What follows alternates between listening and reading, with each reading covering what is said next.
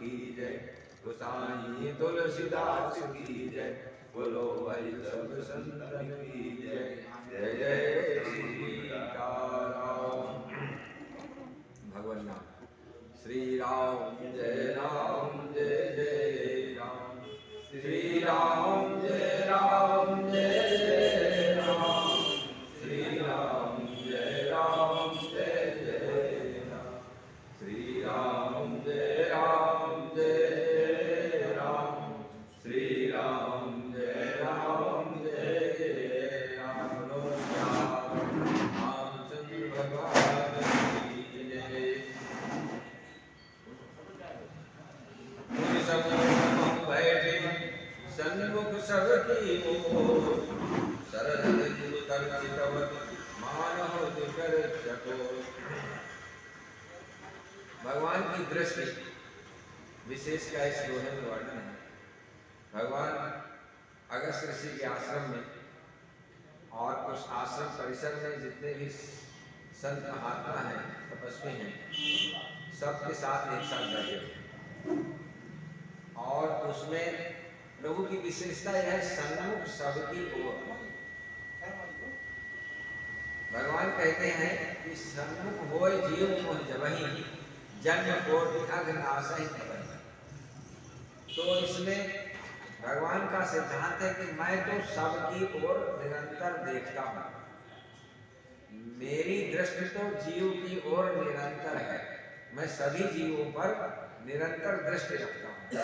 इसलिए जितने भी लोग बैठे हैं सबकी ओर भगवान एक साथ देख रहे हैं। और ऐसा सामर्थ्य केवल परमात्मा में ही है जो एक साथ सभी पर दृष्टि रख सकता।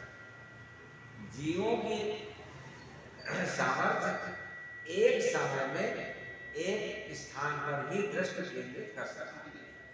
ये जीव की एक सीमा है दृष्टि। तो भगवान ने कहा है कि जब कभी भी जीव अपनी दृष्टि मेरी ओर कर लेता है तो मैं तो पहले से ही देख रहा हूं, जैसे कोई हमें पहले से देख रहा है, लेकिन अचानक हम भी उसकी ओर देखने लगे तो दोनों की दृष्टि एक साथ हो जाएगी। तो सन्मुख होय जीव मोहि जबहि। भगवान ने कहा कि जीव की दृष्टि चूंकि एक समय में एक स्थान पर ही रहती है और प्रारब्धवश, कर्मों के प्रारब्धवश जीव की समस्या यह है कि वह सभी जगहों पर दृष्टि रखता है परमात्मा को छोड़कर। अर्थात कभी संतान पर दृष्टि डालता है, कभी अपने भाइयों पर दृष्टि डालता है, कभी अपने संपत्ति पर दृष्टि डालता है, कभी अपनी पत्नी पर दृष्टि डालता है।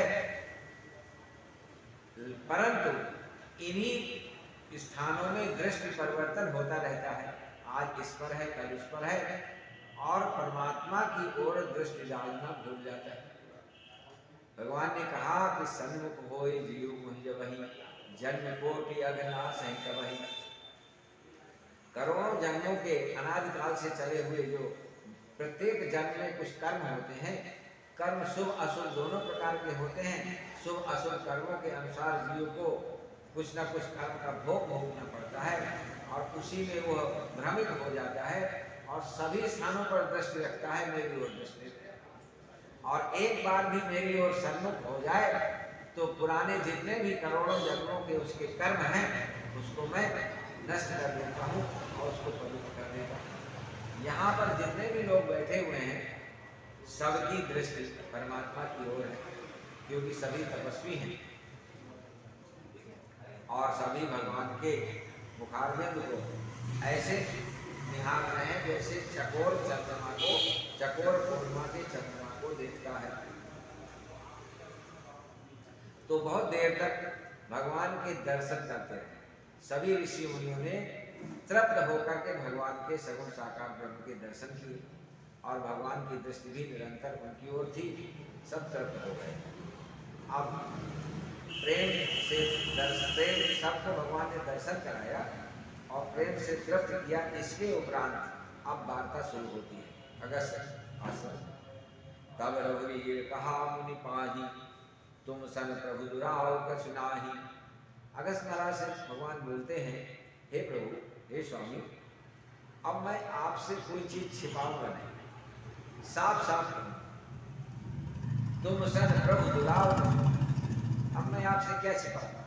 अच्छा देखिए, जिसकी दृष्टि परमात्मा पर होती है, और परमात्मा तो निरंतर जीवों पर दृष्टि रखता ही है, परमात्मा पर दृष्टि हो जाए तो उसके लिए संसार में कोई भी चीज छिपी हुई नहीं लगती, सभी भेद नष्ट हो जाते हैं। ये भेद दृष्टि तभी तक होती है जब तक हमारी दृष्टि परमात्मा की ओर नहीं है।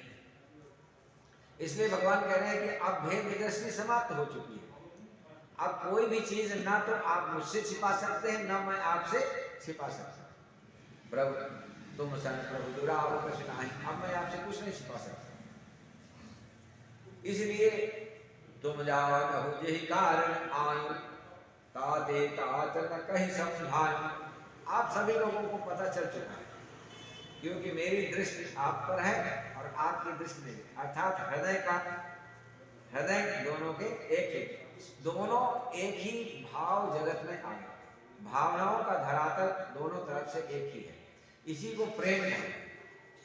जब किसी की भावनाओं का धरातल और हमारी भावनाओं का धरातल एक समान स्तर पर आ जाता है तो निश्चित रूप से प्रेम संबंध स्थापित होता है।